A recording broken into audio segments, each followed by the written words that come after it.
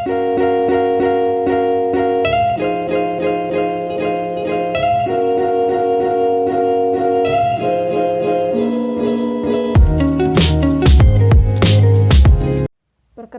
nama saya Susi Agustini.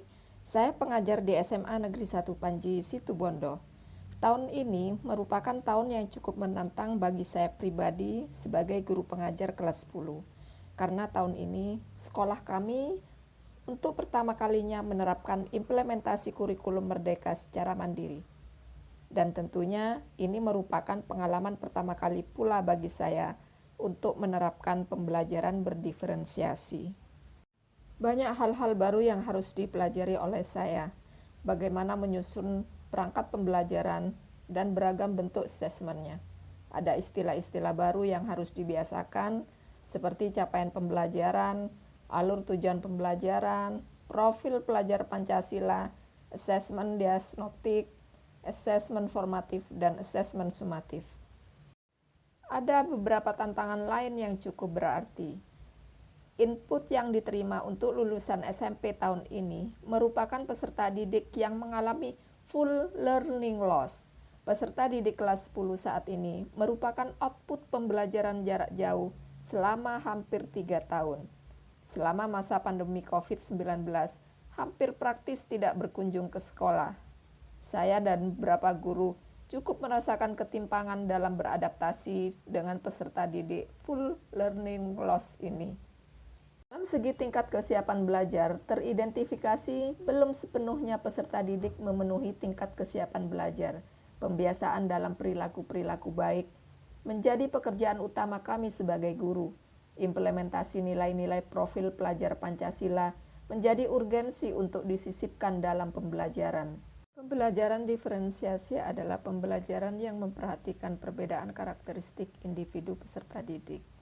Sejatinya peserta didik memiliki perbedaan kebutuhan belajar. Kebutuhan belajar itu bisa berdasarkan minat, profil belajar, dan tingkat kesiapan peserta didik. Berikut ini adalah proses pembelajaran diferensiasi berbasis problem-based learning. Ekonomi ada berapa? 4. Ada 4, ya. Apa saja? Membedah dan menganalisis apa penyebab dari masalah tersebut. Sehingga kalian merespon, saya lebih bikin video, saya bikin main event, saya kalau kalian tahu apa problem based learning itu adalah model pembelajaran ya, bikin mind mapping, maka ditempel-tempel di kertasnya apa kelebihan dan kelemahan ya dari Langkah awal yang akan dilakukan dari pembelajaran berdiferensiasi berbasis problem based learning ini diawali dengan mengidentifikasi kebutuhan peserta didik melalui asesmen diagnostik, asesmen formatif, dan asesmen sumatif pada pembelajaran sebelumnya. Melalui asesmen tersebut dapat dipetakan kebutuhan belajar berdasarkan minat, tingkat kesiapan, dan profil belajar peserta didik. Selanjutnya, pembelajaran berdiferensiasi dirancang berdasarkan diferensiasi konten, proses, dan produk. Problem-based learning menjadi fokus pembelajaran ekonomi karena permasalahan ekonomi selalu muncul baik dalam skala lokal maupun global. Dalam praktik baik ini, saya menyajikan diferensiasi konten bagi peserta didik dengan gaya belajar visual, auditori, dan kinestik. Diferensiasi proses dilakukan dengan memberikan. Setelah melakukan pemetaan kebutuhan belajar, selanjutnya dibuatlah kelompok-kelompok belajar. Di dalam praktik baik ini, saya memberikan pendampingan yang berbeda. Peserta didik yang diidentifikasi sangat mampu, direkomendasikan untuk mengerjakan tugas sesuai dengan instruksi pada LKPD, dengan menggunakan bahan ajar dan media ajar yang telah disediakan. Bagi peserta didik yang dinilai cukup mampu, pembelajaran dilakukan dengan menggunakan bahan ajar dan media ajar yang telah disediakan. Namun bila masih mengalami kesulitan, maka akan dibantu oleh tutor sebaya dan sesekali didampingi oleh guru. Inflasi pada Agustus sebesar 9,9%.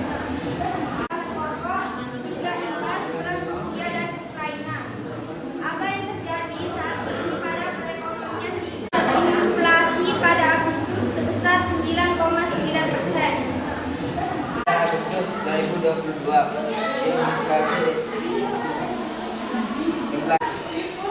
Mengapa bisa terjadi krisis ekonomi?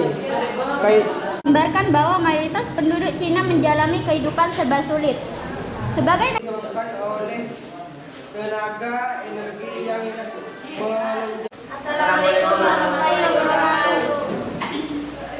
Perkenalkan, nama saya Adinda Fadila.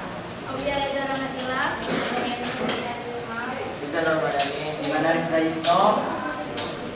Kami di sini ingin mempresentasikan kelebihan dan kelemahan sistem ekonomi di China. Assalamualaikum warahmatullahi wabarakatuh. Nama saya Abdul Akbar. Nama saya Yohanes Bagia. Nama saya Ibu Jana. Di sini saya akan mempresentasikan Cina, negara mengaku komunis dalam sistem kapitalis. Pemimpin seumur hidup negara itu. Sudah diketahui, komunisme adalah ideologi dan gerakan filosofi. Pada video kali ini, saya akan menjelaskan apa sih yang menyebabkan BBM itu langka. Menurut Arifin Tasrif, mengatakan kelangkaan bahan bakar minyak atau biasa disebut BBM ini terjadi karena adanya lonjakan permintaan secara mendadak. Hal ini mengakibatkan antrian yang sangat panjang di SPBU. Selain itu, juga dipengaruhi oleh perekonomian di masing-masing daerah yang mengalami. Di akhir pembelajaran dilakukan refleksi guru dan refleksi peserta didik untuk meningkatkan efektivitas proses pembelajaran. Hasil yang dilakukan dalam praktik pembelajaran ini menunjukkan peningkatan hasil belajar dari tujuan pembelajaran sebelumnya. Nah, demikianlah proses pembelajaran diferensiasi berbasis problem based learning yang saya lakukan di SMA Negeri 1 Panji, Situbondo.